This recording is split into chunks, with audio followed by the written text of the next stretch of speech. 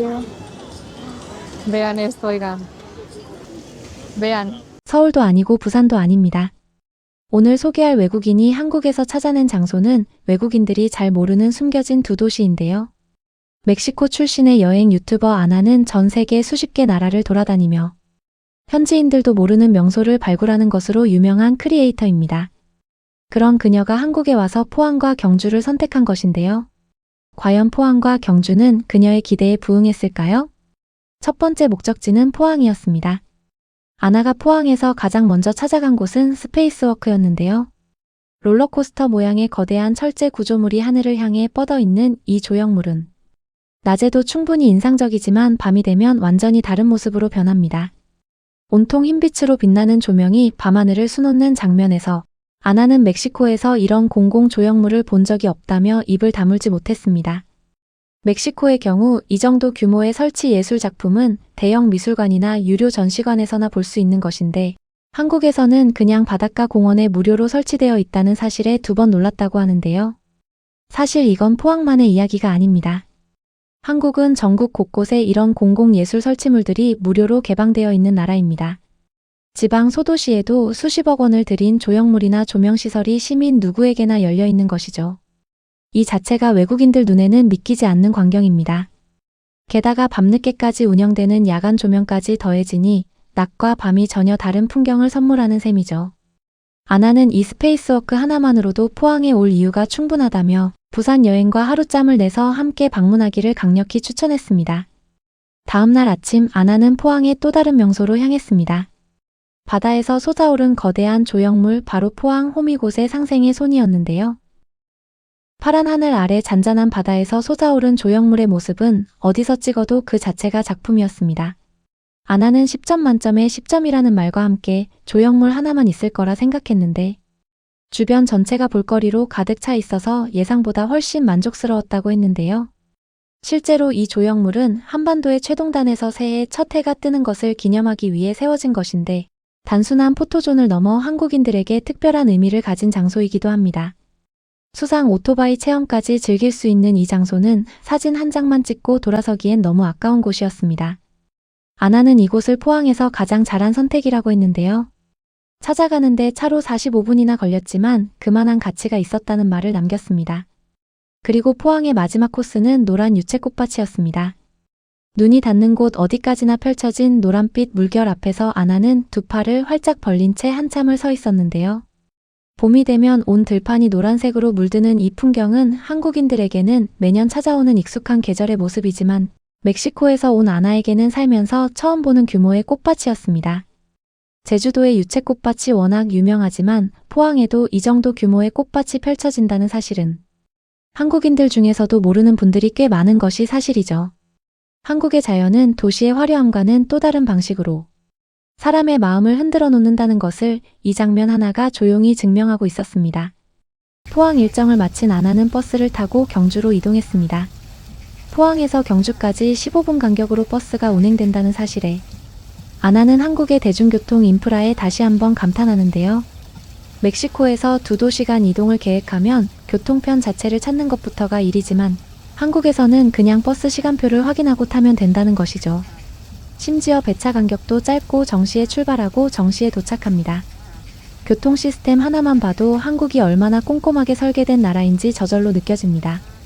경주에 도착한 아나의 표정은 포항과는 달랐습니다. 도착하는 순간부터 도시의 결이 달랐기 때문인데요. 전통 기와지붕이 줄지어 선 골목길, 노을빛을 머금은 한옥 카페들, 그리고 어디를 돌아봐도 사진이 되는 풍경들. 아나는 경주에 발을 들인 순간부터 포항보다 더 마음에 든다는 말을 연신 반복했는데요. 더 클래식하고 더 전통적인 분위기가 자신의 취향에 딱 맞는다며 이 도시에서는 그냥 걷는 것 자체가 콘텐츠라고 했습니다. 사실 경주는 도시 전체가 하나의 살아있는 박물관이라고 해도 과언이 아닌 곳입니다. 신라 천년의 역사가 거리 곳곳에 그대로 남아있고 왕릉이 그냥 공원처럼 도심 한복판에 자리 잡고 있는 것이죠. 이런 도시는 전 세계 어디에도 흔하지 않습니다. 로마나 아테네가 역사를 담고 있다면 경주는 역사 안에서 사람들이 살아가고 있는 도시입니다. 골목 사이사이에 자리 잡은 한옥 카페들, 처마 끝에 달린 조명들이 노을과 어우러지는 저녁 풍경까지. 아나는 경주의 어떤 골목도 그냥 지나칠 수 없었다고 했는데요.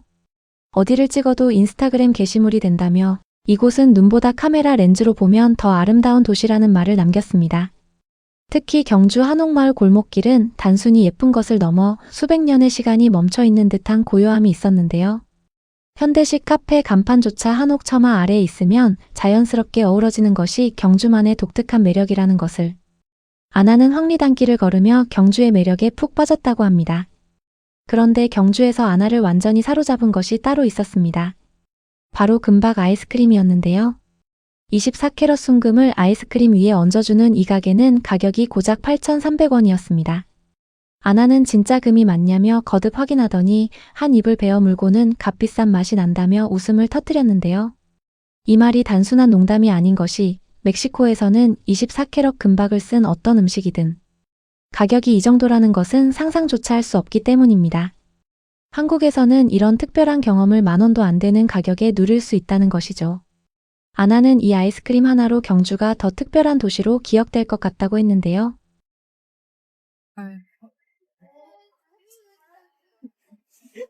Oro, Oro puro. oro puro. Mm. Y ese es el beso más caro del mundo, Ana. El beso más caro del mundo. 사실 한국의 길거리 음식들은 가격과 퀄리티의 균형이라는 면에서 전 세계 어디와 비교해도 독보적입니다.